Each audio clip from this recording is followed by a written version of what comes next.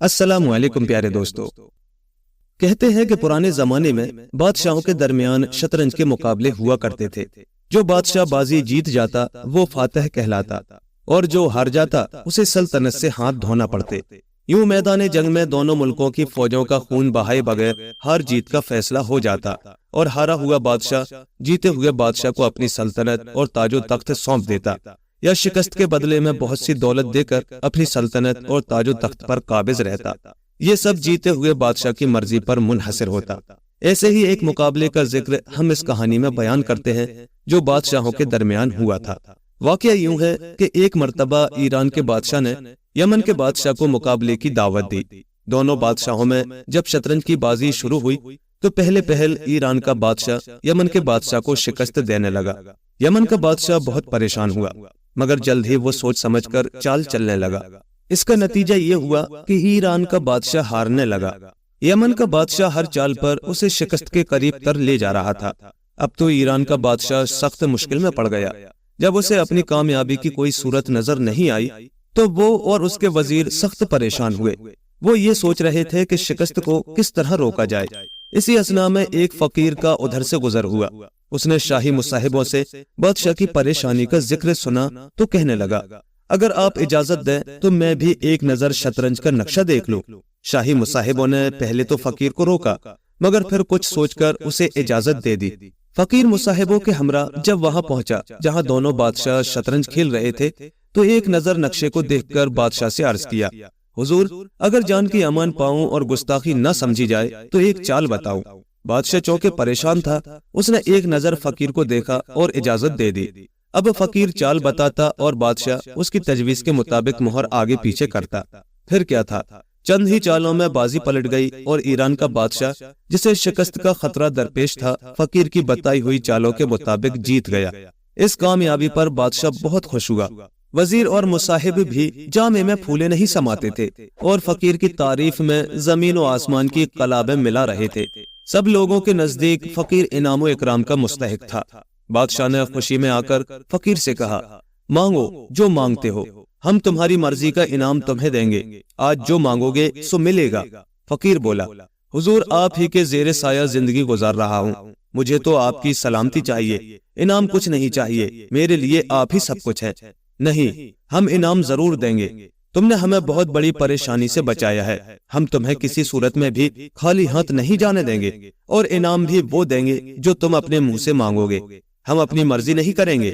بولو کیا مانگتے ہو، جس چیز کی خواہش کرو گے پوری کی جائے گی۔ فقیر نے لاکھ معذرت کی کہ اسے انعام کا لالچ نہیں، لیکن جب بادشاہ اور اس کے وزیروں کا اصرار بڑھا تو فقیر کہنے لگا، حضور اگر آپ مجھے انعام دینا ہی چاہتے ہیں تو شطرنج کی بساط کے ایک کھانے میں چاول کا ایک دانہ رکھ دیں اور ہر کھانے میں اسے 2 گنا کرتے جائیں۔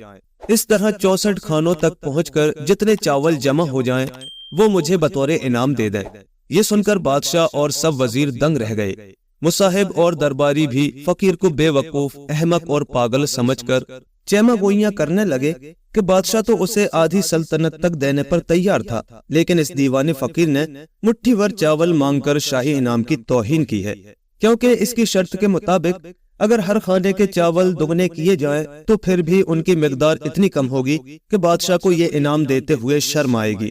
بادشاہ نے فقیر کی حوصلہ افزائی کرتے ہوئے ایک بار پھر اجازت دی کہ وہ اپنے انعام میں تبدیلی کر سکتا ہے اور قیمتی سے قیمتی چیز مانگ سکتا ہے، لیکن فقیر کو اصرار تھا کہ اگر بادشاہ اس کی مرضی کے مطابق ہی انعام دینا چاہتا ہے تو اسے شطرنج کی بساط کے مطابق چاول عنایت کر دے، وہ اور کچھ نہیں چاہتا۔ بادشاہ نے فقیر کی بے وقوفی پر افسوس ظاہر کرتے ہوئے وزیر اعظم کو حکم دیا کہ فقیر کی خواہش پوری کر دی جائے اور 64 خانوں کے حساب سے جتنے چاول بنتے ہیں اسے دے کر رخصت کر دیا جائے۔ یہ حکم دے کر بادشاہ اپنے محل میں چلا گیا اور وزیر اعظم وہیں بیٹھ کر چاولوں کا حساب کرنے لگا۔ تھوڑی دیر کے بعد وزیر بھاگا بھاگا بادشاہ کے حضور پہنچا اور عرض گزار ہوا، عالیجا فقیر جتنے چاول مانگتا ہے وہ ہماری پوری سلطنت تو کیا شاید پوری دنیا میں بھی نہیں ہے۔ بادشاہ نے وزیر اعظم کو جھڑک دیا، کیا تم ہوش میں ہو؟ وزیر نے جواب دیا، حضور میں بالکل ہوش میں ہوں۔ دراصل فقیر جسے ہم بے وقوف، احمق اور پاگل سمجھ بیٹھے اول درجے کا ہوشیار، عقل مند اور حساب دان ہے۔ کیونکہ اس کی شرط کے مطابق جب ایک چاول کو ایک کھانے میں رکھ کر اسے دگنا کرنا شروع کیا جائے تو 64ویں کھانے تک پہنچتے پہنچتے چاولوں کی مقدار لاکھوں کروڑوں من سے بھی بڑھ جاتی ہے۔ پھر وزیر اعظم نے شطرنج کی بساط بنا کر بادشاہ کو صورتحال سمجھائی۔ بادشاہ نے جب دیکھا کہ فقیر شطرنج کے حساب کے مطابق 36 خرب 4 ارب 34 کروڑ 22 لاکھ 9,843 من 8 سیر چاول مانگتا ہے تو مارے حیرت کے اس کی آنکھیں کھلی کی کھلی رہ گئیں، کیونکہ اتنا چاول نہ اس کے خزانے میں تھا نہ اس کی سلطنت میں۔ وہ وزیر اعظم کو ساتھ لے کر محل سے نکلا اور دیوان خاص میں پہنچا، جہاں دیوانہ فقیر انعام کے انتظار میں بیٹھا تھا۔ فقیر کو دیکھتے ہی بادشاہ اس کے قدموں میں گر گیا اور عرض گزار ہوا، بابا جی، میں آپ کا طلب کیا ہوا انعام پیش کرنے سے قاصر ہوں۔